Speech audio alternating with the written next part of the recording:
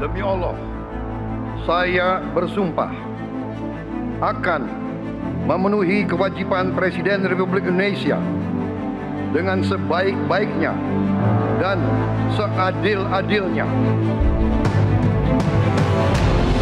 Demi Allah, saya bersumpah akan memenuhi kewajiban Wakil Presiden Republik Indonesia.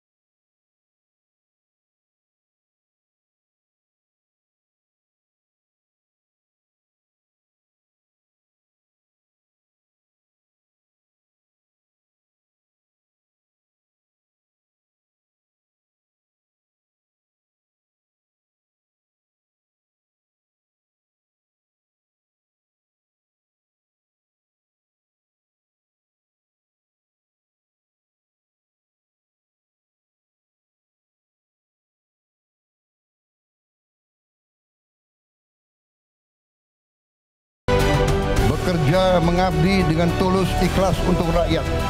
Kekuatan-kekuatan asing lain kadang-kadang nggak suka lihat sinergi ini. Kita bersatu, kita menggabungkan kekuatan kita. Kita bersatu, kita bekerja sama.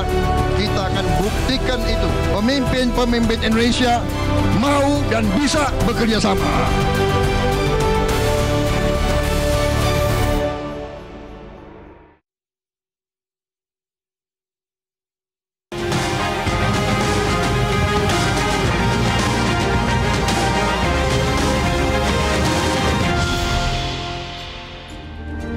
Selamat malam pemirsa, pemerintahan Prabowo Gibran kini telah memasuki 1 tahun masa jabatan. Pemerintah bergerak cepat menata fondasi menuju Indonesia Emas dengan berbagai program prioritas dan langkah percepatan di sektor strategis. Namun di balik itu masih muncul berbagai catatan terkait ruang demokrasi dan tata kelola kekuasaan di tengah koalisi besar. Di saat stabilitas menjadi modal utama pembangunan, bagaimana memastikan demokrasi tetap bernafas bebas dan kuasa dijalankan dengan adil? Bersama saya Fitri Megantara, top issue dengan tema 1 tahun Prabowo Gibran, dinamika politik menuju Indonesia Emas.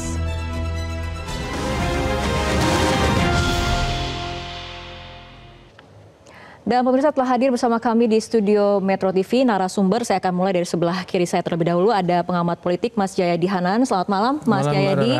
Kemudian juga telah hadir Sekjen Partai Golkar Bapak Muhammad Sarmuji. Selamat malam Pak Muji, apa kabar? Alhamdulillah. Baik, juga telah hadir bersama kami Sekjen PKS Bapak M. Holid. Selamat malam Pak Holid. Selamat malam, Assalamualaikum. Waalaikumsalam. Dan juga telah hadir bersama kami di studio Metro TV Jubir Partai Gerindra Mas Astrio Felijan. Selamat malam Mas Astrio, apa kabarnya? Baik Mbak Fitri. Baik, saya akan mulai diskusi dari Mas Jayadi terlebih dahulu karena posisinya lebih dekat dengan saya nih. Oke, Mas Jayadi, bagaimana Anda membaca 1 tahun pemerintahan Prabowo Gibran dari sisi dinamika politik? Oke, pertama tadi disebut ya, ada modal stabilitas yang besar dan itu dicerminkan oleh koalisi besar ya. Kalau saya menyebutnya bukan koalisi besar sih, koalisi super mayoritas. Karena kalau kita lihat kekuatannya dari segi jumlah kursi di DPR itu 81%. 110 punya PDIP, itu kalau PDIP dihitung di luar ya. Tapi PDIP pun menyatakan bukan sebagai partai oposisi, sebagai partai yang penyeimbang atau apa gitu.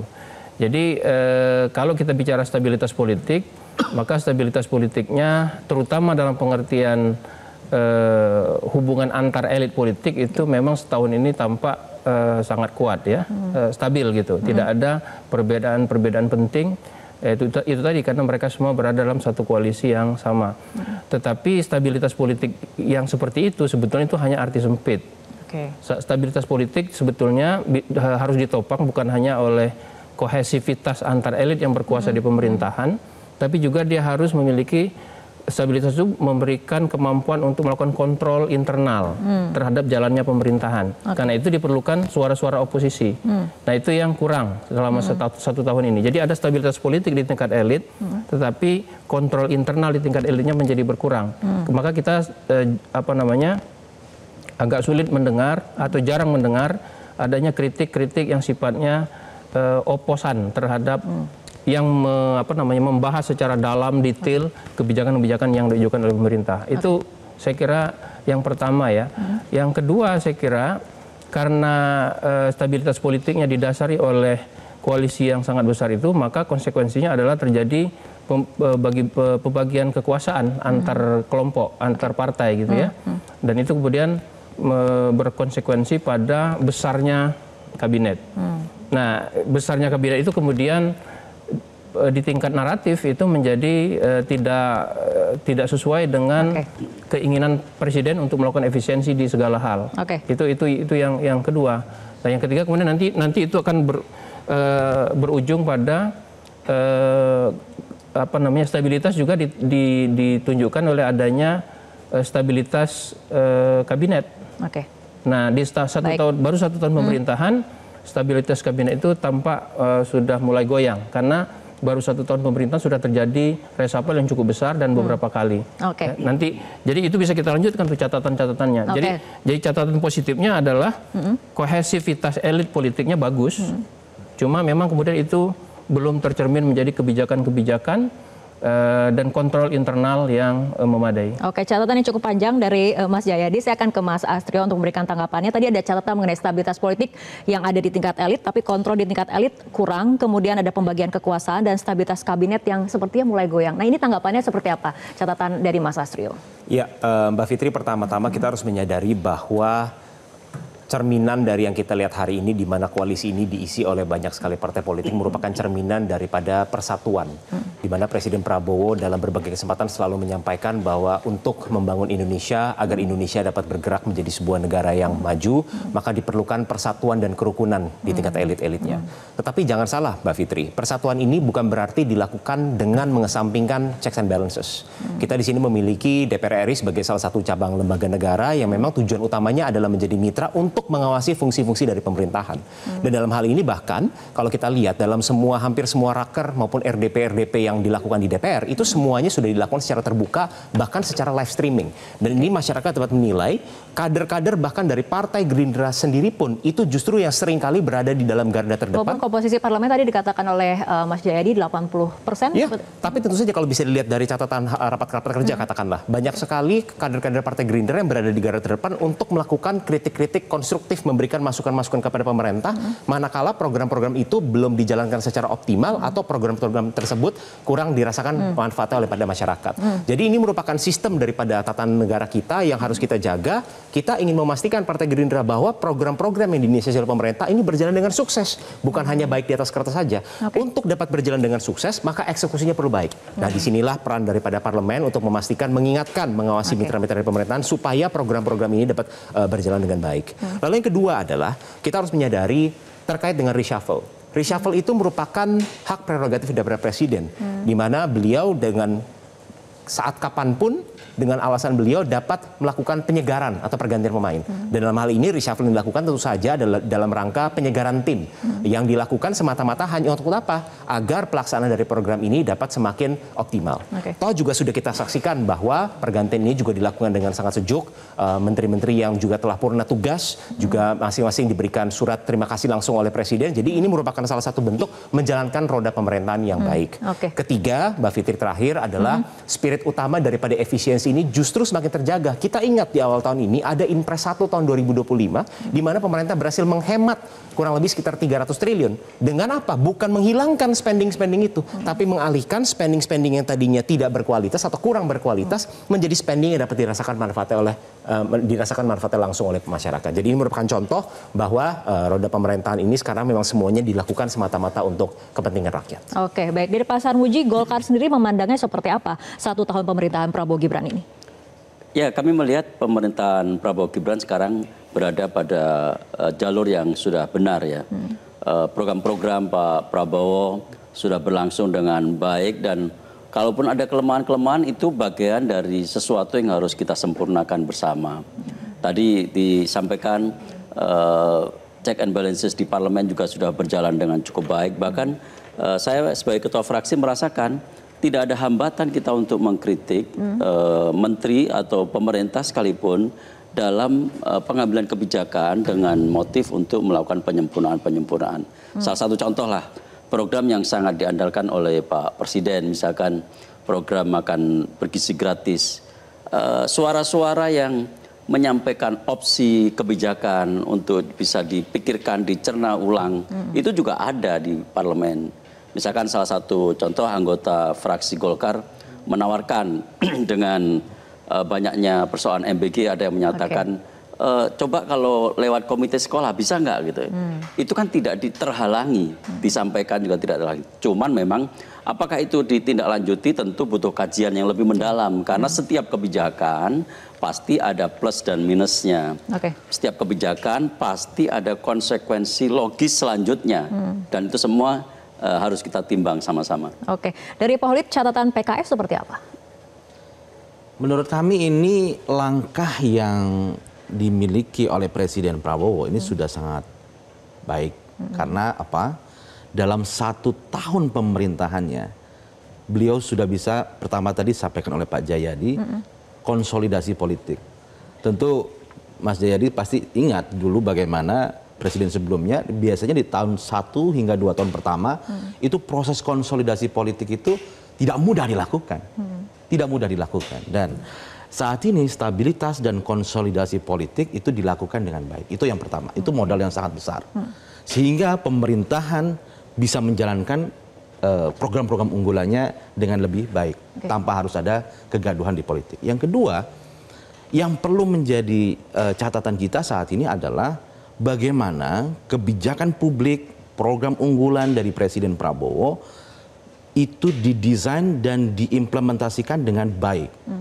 Masalah governance, tata kelolanya, masalah eksekusinya, masalah bagaimana di lapangan. Jadi disampaikan masalah MBG. Tentu kita semua concern dan itu dibuka di DPR RI bagaimana memperbaiki tata kelola program yang menjadi unggulan dari pemerintah. Dan ini sama-sama spiritnya adalah kita ingin memperbaiki bersama. Kami pun misal di PKS, dulu ya ada kebijakan PPN 12%. Kami kritik cukup keras waktu itu. Karena kalau dinaikkan PPN 12%, maka daya belinya akan terpukul. Saya salah satu di Komisi 11 cukup bersuara, cukup kritis saat itu. Dan itu diskusi terjadi dengan sangat baik. Sehingga kita bukan hanya sekedar oposisi politik atau apa tidak, tapi di sini adalah bagaimana kita bersama pemerintah, bersama dengan Presiden Prabowo Subianto menghasilkan policy yang lebih tajam, lebih presisi dan diterima oleh masyarakat luas. Itu yang paling penting. Tadi Pak Holid berbicara juga mengenai stabilitas politik. Saya akan ke Mas Astrio lagi. Ini mengenai stabilitas politik. Sebagian pihak menilai langkah Presiden Prabowo memperkuat ataupun membuat koalisi besar adalah strategi untuk menciptakan stabilitas politik nasional. Tapi ada juga kemudian yang menganggap ini adalah cara mengunci kekuatan politik. Saya rasa tidak demikian, Mbak Fitri. Kenapa? Pertama, kita harus menyadari realita politik di Indonesia. Kita merupakan sebuah negara demokrasi dengan multipartai. Itulah sistem demokrasi yang kita anut, yang kita pilih dan kita tempuh dan dijalani.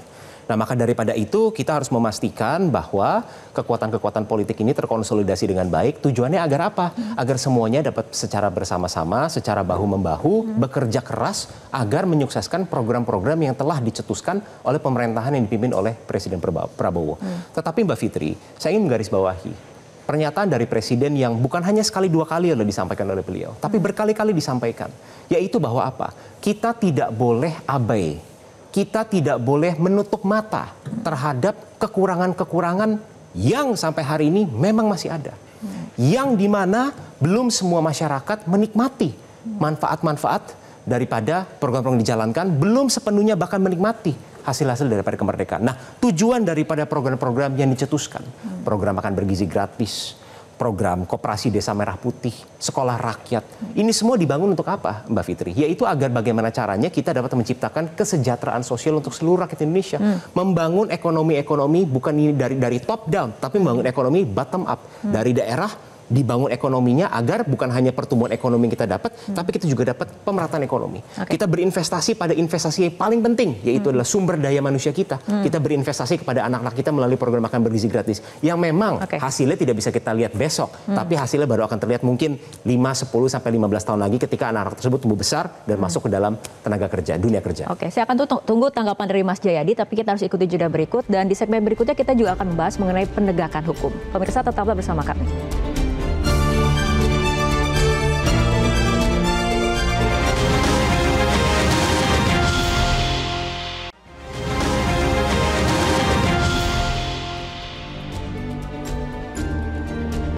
Pemirsa, kita akan lanjutkan kembali perbincangan. Sebelum jeda, Mas Jayadi, tadi saya menanyakan kepada Mas Trio mengenai soal memperkuat koalisi besar, strategi menciptakan stabilitas politik, tapi ada yang menganggap ini adalah cara mengunci kekuatan politik. Tanggapan? Ya, itu konsekuensi ya. Dan saya kira partai-partai juga paham itu. Jadi ini soal untuk sementara ya simbiose mutualisme antara presiden dengan partai-partai. Nanti akan kita lihat kalau sudah mendekati pemilu, itu baru nanti kalau calonnya beda-beda, kan nanti tidak ada presidential threshold.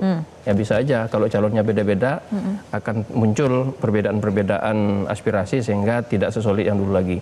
Tapi yang saya tanggapi juga bahwa membangun koalisi besar itu memang menciptakan stabilitas, tapi sekali lagi itu stabilitas di tingkat elit politik ya. Tetapi stabilitas juga itu harus juga dikaitkan dengan masyarakat gitu. Nah ini yang kurang menurut saya. Apa buktinya? Buktinya terjadi beberapa kali protes besar dari masyarakat ya. Misalnya di sekitar April, Mei kalau tidak salah itu ada demonstrasi besar soal undang-undang TNI.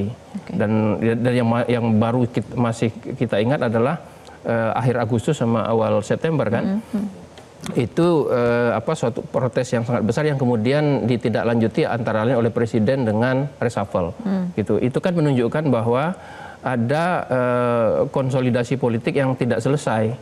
Ada ketidakstabilan politik yang dipandang oleh masyarakat, dan yang itu terkait dengan kebijakan-kebijakan dari pemerintah atau tindak tanduk dari pemerintah yang tidak sesuai dengan keinginan masyarakat. Ya. Itu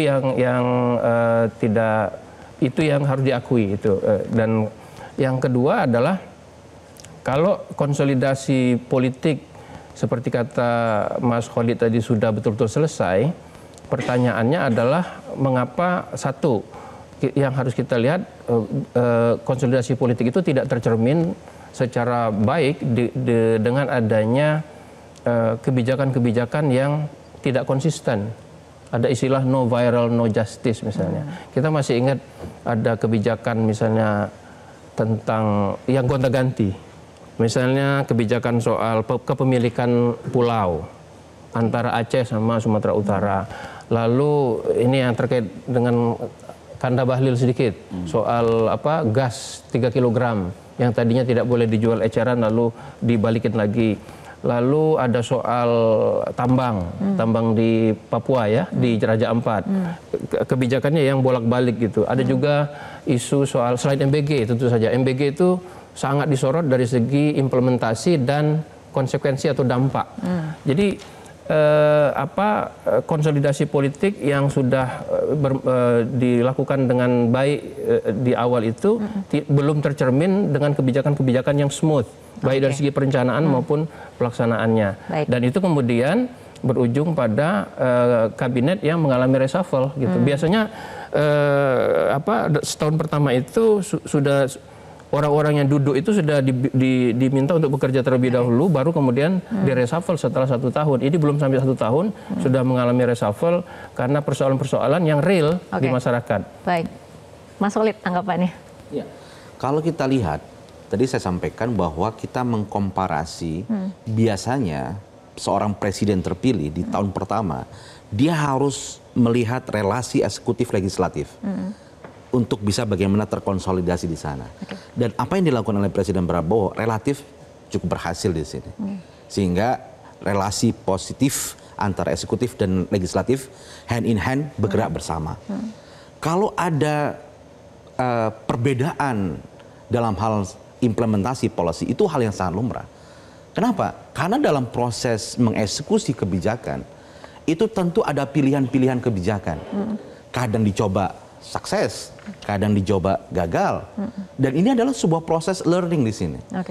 Dan itu tidak masalah. Tapi prinsip bahwasanya kalau disertasinya Mas Jayadi ini kan masalah relasi eksekutif legislatif. Saya baca soalnya. Jadi ada semacam dalam presidensialisme itu ada kebuntuan ketika eksekutif yang terpilih itu tidak didukung oleh mayoritas di legislatif. Dan apa yang terjadi dengan pemerintahan Bapak Presiden Prabowo, legislatif eksekutif hand in hand. Bahwasanya presiden yang terpilih dengan legislatif itu dalam satu kesatuan visi yang sama. Riak-riak kecil dalam hal bagaimana implementasi tata kelola dari program itu adalah yang memang sebuah keniscayaan untuk diperbaiki. Kalau enggak nanti tidak ada penajaman dari kebijakan-kebijakan yang ada. Dan itulah tugas konstitusional dari anggota DPR RI, dari partai politik menjadi kekuatan penyeimbang dari pemerintah, dan itu ditugaskan oleh konstitusi, dan itu harus dilakukan. Baik, Bang Puji, mengenai kebijakan yang belum smooth, kebijakan yang bolak-balik seperti itu ya Mas Jayadi ya? Ya, ini memang bisa dimaknai dalam berbagai perspektif ya. Kebijakan yang berubah atau bolak-balik istilah Mas Jayadi Hanan itu tidak mesti dipandang sebagai sebuah hal yang buruk, tidak mesti dipandang inkonsistensi. Tapi bisa juga ini adalah satu perspektif bahwa pemerintah ini juga mendengarkan rakyatnya. Ada respon positif setiap kali, ada masukan-masukan, ada kritik. Dan yang tadi disebutkan misalkan dengan Pulau Gag, itu kan kebijakan yang masa lalu yang panjang sekali. Justru pemerintahan ini hadir untuk memperbaiki. Pak Bahlil sebagai Menteri SDM hadir untuk mereview ulang. Dan hasilnya ada 4 perusahaan yang kemudian dibekukan sampai sekarang tidak boleh lagi menambang di Pulau Gag. Ini bukan sesuatu yang inkonsisten, ini justru menunjukkan bahwa pemerintahan ini responsif terhadap masukan-masukan dan mendengar apa yang dimaui oleh masyarakat. Jadi memang perspektif itu sah-sah saja, boleh-boleh saja. Dan ini menunjukkan bahwa demokrasi di zaman Pak Prabowo Gibran itu berjalan dengan cukup baik. Termasuk kalau ada kritikan-kritikan di masyarakat, di sosial media, bahkan melalui demo-demo, kan tidak terhalangi. Dulu kan ada kekhawatiran, Pak Prabowo ini latar belakang militer, ini pasti sangat menakutkan. Ternyata kan tidak. Demo tidak dilarang, mengkritik tidak dilarang, bahkan difasilitasi, bahkan direspon dengan cukup baik. Pemerintah mendengarkan rakyatnya, Mas Astrio. Sebetulnya dari pemerintahan Prabowo sendiri, bagaimana sih kemudian merangkul kelompok masyarakat sipil yang tidak terwakili oleh partai politik? Sudahkah itu dilakukan? Ya, tentu saja sekarang terutama fokus utama daripada pemerintah ini adalah mendengarkan langsung. Bahkan dari fraksi Partai Gerindra di DPR RI, Ketua Fraksi Gerindra telah menginstruksikan seluruh anggota, ini sekarang kebetulan lagi periode reses, untuk turun langsung ke masyarakat, mendengar aspirasi daripada masyarakat yang mungkin selama ini belum tertangkap secara utuh. Nah, ini adalah bagian di mana kita, balik lagi Mbak Fitri, kita harus mengakui bahwa masih ada kekurangan-kekurangan dalam implementasi-implementasi di mana rakyat mungkin merasa kurang puas, di mana rakyat mungkin belum tersentuh secara sepenuhnya oleh program-program tersebut. Dan kita mengakui hal tersebut. Kalau kita berbicara program MBG, apakah ada kekurangan? Ya, ada kekurangan. Partai Gerindra sangat prihatin dan menyayangkan adanya jatuh korban dari anak-anak kita yang harus keracunan. Maka daripada itu targetnya bukan lagi mengurangi jumlah daripada kasus, tapi menghilangkan kasus ini secara keseluruhan dengan memperbaiki SOP secara radikal. Dengan memperkenalkan ada CCTV berbasis AI, dengan memperkenalkan mesin cuci ompreng, dengan memperkenalkan test kit yang harus dilakukan kepada sampel-sampel makanan sebelum dibagikan. Ini merupakan bagian daripada evaluasi program-program yang memang selama ini kita harus akui berjalannya belum optimal, tapi pemerintah mendengarkan dan pemerintah melakukan aksi untuk dapat memperbaiki hal tersebut. Lalu kita juga mengakui juga katakanlah bahwa selama ini ada keluhan dari masyarakat, terutama dari kawan-kawan kita kelas menengah, di mana pertumbuhan daya beli ini belum terlalu optimal. Dan di sinilah pemerintah mendengarkan. Kemarin baru dilakukan kebijakan 8 plus 4 plus 5. Salah satunya apa? Mengguyur market, mengguyur sistem perbankan dengan likuiditas 200 triliun dan menurunkan cost of fund. BI baru menurunkan suku bunga kita juga. Lalu ada paket deregulasi supaya swasta dapat semakin bertumbuh. Pelanjutan pembangunan infrastruktur. Dan pemerintah juga langsung menyasar kepada ekonomi masyarakat yang bertujuan untuk meningkatkan daya beli dengan cara apa? Memperluas basis daripada PPH DTP yang tadi tadinya hanya pekerja dari sektor padat karya, sekarang menjadi sektor pekerja padat karya plus pekerja-pekerja dari sektor pariwisata. Lalu jangan lupa juga ada kepastian hukum bahwa PPh final 0,5% diperpanjang sampai 2029. Ini semua tujuannya apa? Untuk mendengarkan bahwa ya ada problematika yang harus diselesaikan, kita harus memperbaiki ekonomi, kita harus memastikan pertumbuhan ini bukan hanya berjalan, tapi juga dibarengi dengan pemerataan agar semua masyarakat dapat merasakan kebijakan-kebijakan dan manfaat dari program-program dari pemerintah. Mas Astrio tadi menyinggung mengenai ekonomi dan juga kepastian hukum. Nah, saya akan bergeser ke Mas Jayadi karena ini kita berbicara mengenai catatan hukum dan juga tata kelola negara. 1 tahun pemerintahan Prabowo Gibran. Kalau hukum ya, bulan Maret dan April 2025 itu LSI ada survei ya. Ada 2 catatan yang paling pokok dari masyarakat ya. Pertama soal ekonomi. Jadi persepsi masyarakat terhadap ekonomi itu negatif. Dugaan saya sampai sekarang masih negatif itu. Masih negatif karena mayoritas negatif. Dan yang kedua tentang hukum. Catatannya juga negatif ya. Banyak kasus-kasus hukum yang muncul yang terlihat oleh masyarakat tidak diselesaikan dengan sebaik-baiknya. Jadi kondisi persepsi masyarakatnya begitu. Dan itu kemudian tercermin kalau dari sisi ekonomi dengan berbagai masalah-masalah ekonomi ya. Ada layoff di mana-mana, PHK di mana-mana ya. Masyarakat yang baru selesai masuk lapangan kerja tidak terserap gitu dan seterusnya. Dan itu tercermin dari pertumbuhan ekonomi yang memang belum beranjak dari kisar 5% ya. Nah, Presiden dengan optimis menyatakan bahwa akan 8% ya. Dan itu kemudian itu yang masih ditunggu dan belum muncul. Dan dengan pergantian Menteri Keuangan yang baru, apakah itu akan terjadi atau tidak? Ya kita masih tunggu. Seperti berbagai program yang disampaikan oleh Pak Astrio tadi ya, termasuk mengguyur kebijakan 8+5, lalu mengguyur yang 200 triliun dan seterusnya itu masih akan belum terasa oleh masyarakat. Itu dari sisi ekonomi dan dari segi penegakan hukum. Itulah yang dugaan saya juga mengakibatkan kemungkinan kalau kita tanya soal tingkat penerimaan masyarakat terhadap kinerja presiden mungkin tidak setinggi Januari lagi. Januari lalu kan tinggi sekali, modalnya kan 81, 79, 80%. Sekarang dugaan saya tidak lagi setinggi itu karena kondisi ekonominya dipersepsi masih negatif oleh masyarakat dan itu diakui termasuk oleh Pak Purbaya ya. Kemudian kondisi penegakan hukumnya belum sebaik yang lain. Kalau stabilitas politik dianggap masyarakat cukup positif, keamanan positif, tapi yang ekonomi dan hukum yang masih menjadi catatan dari masyarakat. Oke, kita akan membahas lebih mendalam mengenai catatan penegakan hukum, tapi kita ikuti jeda berikut terlebih dahulu.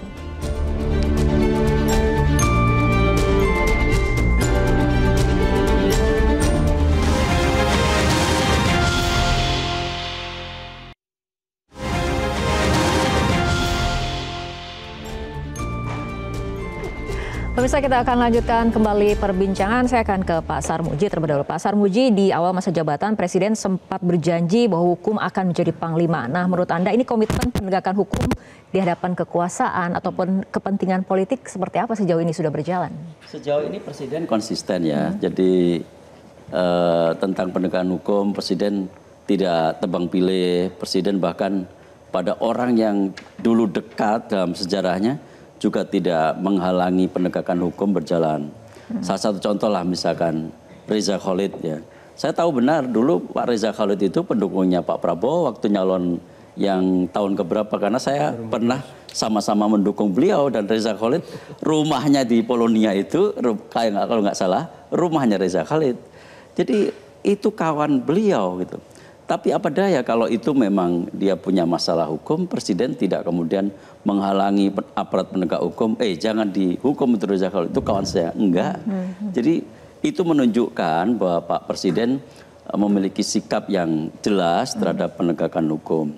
Tetapi memang membangun penegakan hukum ini, menegakkan hukum ini, itu tidak semudah membalikkan telapak tangan. Ada banyak sekali persoalan yang harus diselesaikan. Misalkan persoalan institusi hukum, persoalan regulasinya. Dan jangan lupa budaya hukum kita juga lama sekali tidak tersentuh. Gitu.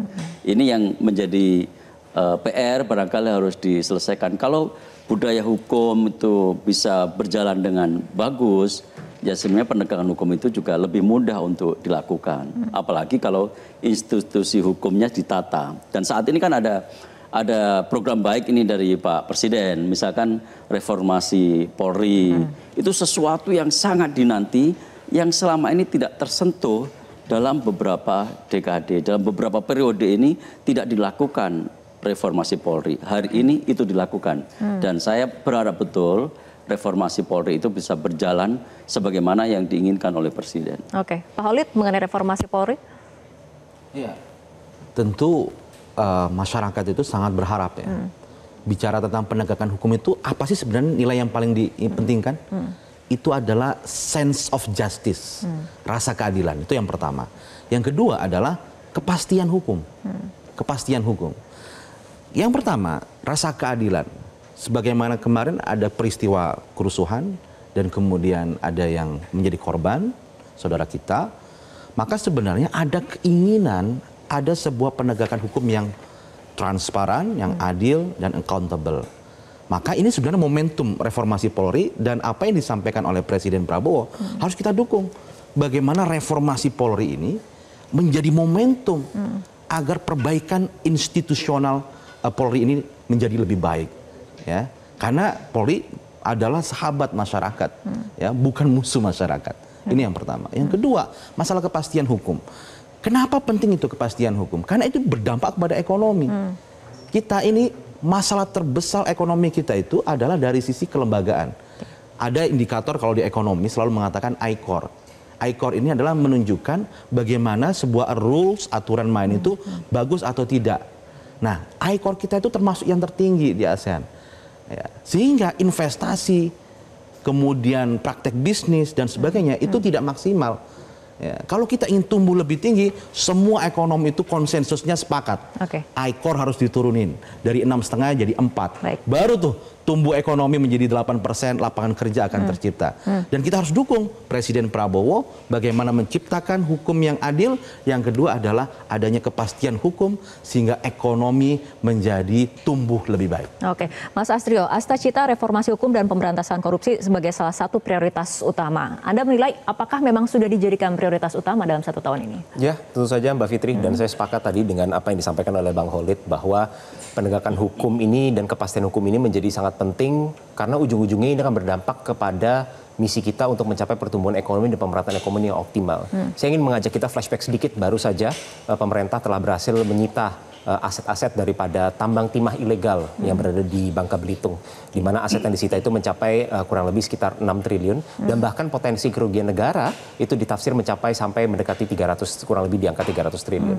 Lalu juga ada Satgas penertiban kawasan hutan di mana negara telah menguasai kembali kurang lebih sekitar lebih dari 3 juta hektar daripada perkebunan kelapa sawit yang selama ini berdiri secara ilegal di kawasan-kawasan hutan. Ini adalah bentuk apa? Ini adalah bentuk di mana negara berkomitmen hadir bahwa investasi apakah terbuka, sangat terbuka lebar di Indonesia. Bahkan pemerintah mendorong sektor swasta untuk dapat berkontribusi bersama dengan dengan pemerintah untuk membangun ekonomi. Ini kan konsep yang namanya PPP, Public Private Partnership. Tetapi hal-hal tersebut harus dilakukan dengan koridor-koridor aturan yang berlaku.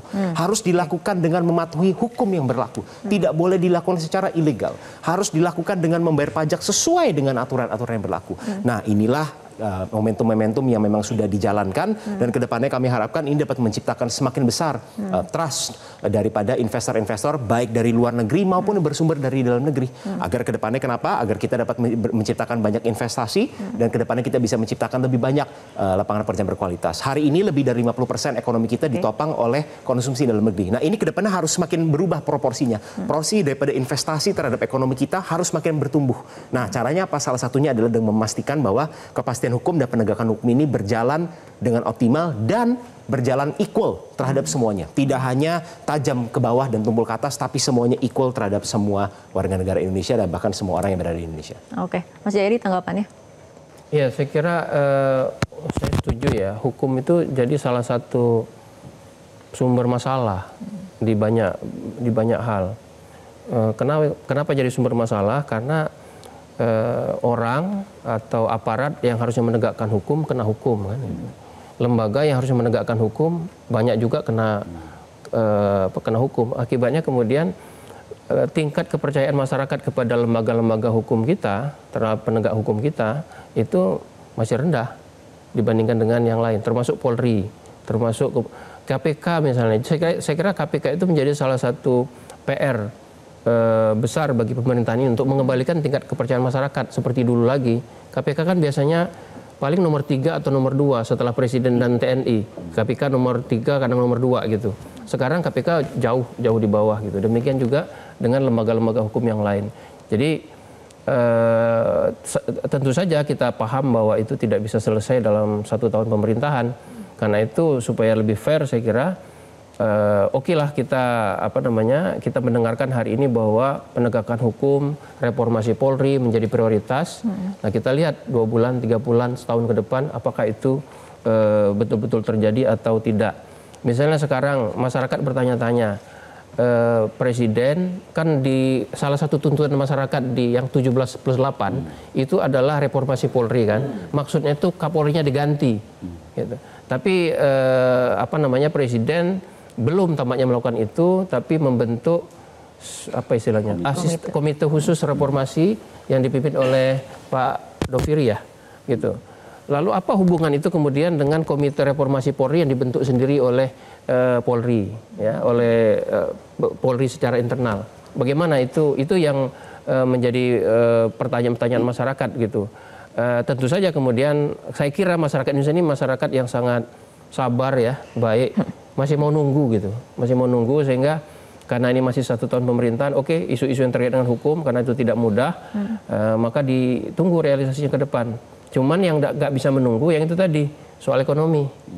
Soal ekonomi itu kalau udah soal masalah nggak bisa misalnya begini, menurut data BPS nih dari tahun 2019 sampai ke 2024 itu ada sekitar 9,6 atau 9,5 juta kelas menengah yang turun kelas. Ya, itu banyak sekali. 9,5 sampai 9,6 juta itu. Dan 9,5 sampai 9,6 juta itu orang-orang terdidik, orang-orang yang punya informasi yang banyak, orang-orang yang biasanya punya penghasilan yang tetap, tiba-tiba tidak punya. Itu kalau tidak dengan sistematik bisa diselesaikan oleh pemerintah, itu akan menjadi bom waktu dalam tahun kedua, tahun ketiga pemerintahan, gitu. Okay. Termasuk di bidang hukum. Nah, termasuk juga kah dengan tata kelola pemerintahan itu yang kemudian harus dievaluasi juga? Sejumlah kebijakan yang saya sebut tadi sampai ada istilah no viral no justice itu kan menunjukkan adanya konsolidasi, koordinasi dan komunikasi kebijakan pemerintah yang tampaknya masih bermasalah, gitu. Misalnya bagaimana mungkin misalnya satu kementerian dalam negeri sudah mengambil keputusan misalnya tentang 4 pulau antara Aceh dan Sumatera Utara itu kan sudah jadi kebijakan, sudah jadi keputusan. Lalu kemudian tidak dilihat kemungkinan dampaknya, analisisnya dan sebagainya. Sehingga Presiden lalu turun tangan membatalkan keputusan itu dan mengembalikannya kepada Aceh. Apa itu artinya? Itu artinya ada problem komunikasi internal kebijakan di internal pemerintah sendiri. Selain kasus kasus demo Agustus dan September itu menunjukkan ada problem komunikasi kebijakan dan komunikasi politik antara pemerintah dengan rakyat, dengan masyarakat. Jadi ada problem komunikasi kebijakan dan politik yang sifatnya internal maupun eksternal dengan masyarakat. Okay. Itu yang saya kira masih muncul dan kita lihat apakah dan itu dibuktikan dengan adanya perombakan kan terhadap instrumen-instrumen komunikasi pemerintah. PCO diubah menjadi BKP ya, Badan Komunikasi Pemerintah. Kemudian komunikasi kepresidenan khusus itu ditangani langsung oleh Kementerian Sekretariat Negara. Baik. Lalu kemudian KSP tampaknya diberi tugas untuk menangkis kritik-kritik atau serangan-serangan dari sisi komunikasi. Nah, kita lihat apakah itu menjadi obat yang baik terhadap problem koordinasi internal dan komunikasi di internal pemerintah maupun antara pemerintah dengan masyarakat. Oke, Pak Holid tanggapannya mengenai problem komunikasi internal maupun pemerintah dengan masyarakat. Kalau Mbak Bidi saya setuju ya, dalam arti bagaimana pemerintah memperbaiki cara komunikasinya ke publik. Ini yang perlu harus perhatikan. Dan saya kira apa yang dilakukan oleh Presiden Prabowo sudah tepat dengan memperbaiki hal tersebut. Kalau kita lihat dalam pidato-pidatonya, Pak Prabowo itu selalu bilang, sampaikan kritik, ya kan, buka channel seluas-luasnya. Karena apa? Karena beliau juga ingin mengundang seluruh masyarakat luas itu untuk memberikan masukan, memberikan kritik agar apa? Policy dan program yang beliau buat itu lebih presisi. Nah, dalam hal komunikasi tadi memang dan saya juga sampaikan juga ke Mas Asrio bahwasanya problem bagaimana menyampaikan narasi, pesan, konsistensi pesan dan sebagainya itu sangat penting. Dan kita berharap itu akan ada perbaikan lebih baik di sana. Oke, kita akan lanjutkan kembali perbincangan Bapak-bapak, tapi seperti biasa kita harus ikuti jeda berikut terlebih dahulu.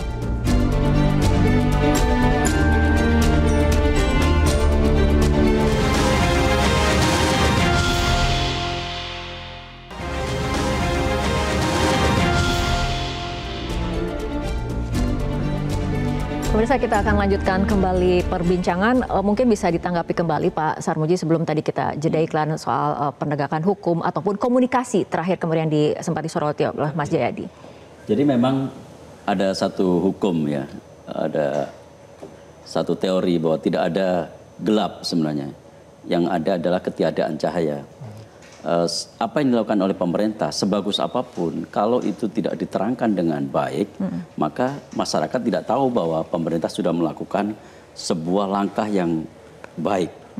Karena itu memang salah satu tugas dari pemerintah adalah memberikan pencerahan supaya ada terang di situ, supaya masyarakat paham, oh pemerintah sedang melakukan sesuatu yang besar. Tetapi mungkin saja sesuatu yang besar itu belum bisa kita nikmati dalam jangka pendek. Ibarat menanam sebuah pohon, ada pohon yang bisa kita petik dalam waktu 21 hari atau 3 minggu, seperti bayam, kangkung, dan sebagainya. Tapi ada pohon yang besar yang kalau mau menikmati itu butuh jangka waktu yang lebih panjang. Misalkan durian butuh waktu 3-4 tahun gitu. Yang kalau itu kita tunggu, kita pelihara dengan baik, kita rawat dengan baik, insya Allah hasilnya akan jauh lebih besar daripada pohon yang ditanam dalam waktu 3 minggu atau 4 minggu itu. Ini adalah salah satu tugas dari pemerintah untuk menghadirkan terang di dalam pemerintahan. Yang kedua, saya sepakat juga bahwa komunikasi di internal pemerintah itu juga perlu ditingkatkan. Bagaimana koordinasi sesama kementerian, di antara kementerian yang ada, itu perlu dikonsolidir dengan baik. Tentu ini juga bukan perkara yang mudah, tetapi kalau itu bisa lebih dijelaskan, job description-nya, masing-masing orang mengetahui tugas masing-masing. Lalu kalau ada irisan-irisan diselesaikan secara internal, barangkali jalannya pemerintahan ini akan lebih baik dalam tahun-tahun mendatang. Gitu. Tadi kritik Mas Jayadi Hanan terhadap misalkan Kementerian Dalam Negeri itu sampai mengambil keputusan, lalu kemudian sampai Presiden harus turun tangan, itu tidak akan terjadi kalau koordinasi di internal pemerintah bisa dilakukan dengan baik. Tetapi saya perlu yakinkan bahwa pemerintah sedang melakukan langkah-langkah yang baik dan sebagian mungkin tidak bisa dirasakan dalam waktu pendek. Tetapi insya Allah akan terasakan dalam waktu sedang dan panjang. Oke, baik Mas Astrio. Di saat stabilitas menjadi modal utama pembangunan, bagaimana memastikan demokrasi ini tetap bernafas bebas dan kuasa dijalankan dengan adil? Ya, pertama yang paling penting adalah tentu saja selalu harus ada checks and balances. Di mana dalam hal ini satu, tadi kita sudah menyinggung peran daripada salah satu lembaga negara yaitu DPR RI untuk menjalankan fungsi pengawasan dan juga checks and balances tersebut. Tapi yang kedua adalah bagaimanapun juga kita harus menyadari bahwa seluruh program ini dijalankan untuk kepentingan rakyat. Sehingga suara-suara rakyat ini harus didengarkan. Saya setuju sekali dengan tadi apa yang sudah disampaikan bahwa evaluasi dan perbaikan dari komunikasi pemerintah ini juga menjadi salah satu faktor kunci untuk dapat mengoptimalisasi kita menyerap aspirasi daripada masyarakat. Baru saja kita memiliki badan komunikasi pemerintah RI yang baru. Pak Kepala Badan, Pak Anggara Prabowo juga mengedepankan prinsip-prinsip komunikasi yang satu adalah transparan, menyampaikan kepada masyarakat semua secara apa adanya. Yang baik disampaikan baik, kalau yang kurang baik juga harus diakui disampaikan kurang baik. Lalu kedua adalah beliau juga mengedepankan prinsip komunikasi harus dua arah. Artinya juga kita harus bisa dapat menangkap keluh kesah daripada masyarakat yang mungkin selama ini belum 100% tertangkap melalui media-media konvensional atau melalui elit-elit politik. Tetapi dalam beberapa berita-berita baik kita juga harus fair, saya rasa Mbak Fitri. Ya, seperti dalam sektor pangan di mana produksi kita telah mencapai 31 juta, ya cadangan kita rekor di lebih dari 4 juta ton. Ini merupakan beberapa contoh pencapaian-pencapaian yang harus kita apresiasi. Walaupun ada beberapa catatan. Misalnya tadi contoh, kita harus mengakui juga satu, secara angka tingkat pengangguran kita berada di angka yang terendah sejak di Krismon, yaitu di angka 4,76. Tetapi 4,76% angka pengangguran artinya ada kurang lebih 8 juta masyarakat Indonesia yang menganggur. Dan ini adalah hal yang harus kita address. Dengan apa? Memperluas investasi dari sektor real, padat karya, padat modal, jasa, digital, dan ini semua harus digaungkan agar kita ke depannya tujuannya adalah mengoptimalisasi, sekali lagi, bukan hanya pertumbuhan tapi pemerataan sehingga semua masyarakat dapat menikmati hasilnya. Baik, Pak Walid, pertanyaan yang sama, jawabannya, silakan. Ya, tentu kita melihat 1 tahun ini kan masih singkat lah ya. Jadi kita tidak bisa melakukan sebuah judgement secara menyeluruh. Tapi dari yang ada, banyak hal yang sudah mulai dicapai oleh pemerintahan Pak Prabowo.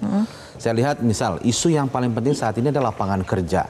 Dan itu isu yang sangat krusial buat masyarakat, apalagi untuk Gen Z. Maka kami mendukung sekali bagaimana ada program magang ya. Targetnya 100.000 kuota, sekarang dibuka 20.000 kuota. Kebetulan menterinya memang yang kita usung, yaitu Profesor Yasir Lian, kita dari Partai Keadilan Sejahtera. Kita ingin agar bagaimana program magang itu juga bisa menjadi solusi. Banyak program-program konkret yang bisa ditawarkan dan menjadi solusi real yang dibutuhkan oleh masyarakat. Ini yang harus kita dorong itu terus berjalan di pemerintahan saat ini. Oke, baik, kembali ke Mas Jayadi. Ringkas saja Mas Jayadi, ini refleksi untuk memperbaiki arah kebijakan nasional ke depan seperti apa? Saya kira kalau yang dalam jangka pendek ini aliran informasi ya, baik dari masyarakat ke pemerintah maupun pemerintah ke masyarakat, baik yang sifatnya itu mengkritik kebijakan pemerintah maupun yang mendukung. Itu pemerintah harus membuktikan bahwa itu diterima semua. Jangan nanti ada upaya untuk menghalang-halangi. Misalnya, ini contoh aja kejadian. Ada yang bertanya soal MBG ketika Presiden baru pulang. Ya kan?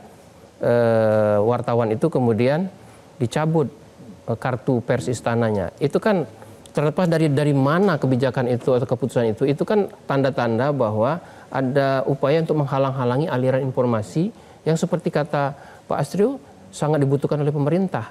Kan pemerintah kalau pemerintah itu tidak akan berjalan dengan baik kalau hanya diberi informasi-informasi yang bagus saja.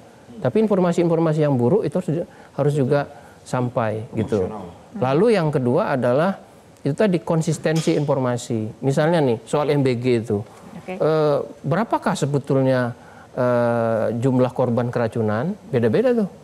Dari Kementerian Kesehatan beda, dari BGN beda, dari BGN 6 ribuan, dari Kementerian Kesehatan 11 ribuan, dari masyarakat 10 ribuan. Mana yang benar gitu? Jadi aliran informasi itu sangat diperlukan oleh pemerintah karena pemerintah perlu akuntabel dan transparan supaya kebijakan-kebijakannya berhasil dengan baik. Kita harapkan catatan dalam diskusi malam ini dapat menjadi acuan agar arah kebijakan pemerintah menjadi lebih baik lagi ke depannya. Terima kasih Mas Jayadi, Pak Sarmuji, Pak Khalid dan juga Mas Astrio telah berbincang bersama kami dalam Top Issue untuk malam hari ini. Pemirsa, demikian perbincangan kami menutup perjumpaan kita dalam Top Issue untuk malam hari ini. Mewakili kerabat kerja bertugas, saya Fitri Mediantara mengucapkan terima kasih atas perhatian Anda. Selamat malam, sampai jumpa.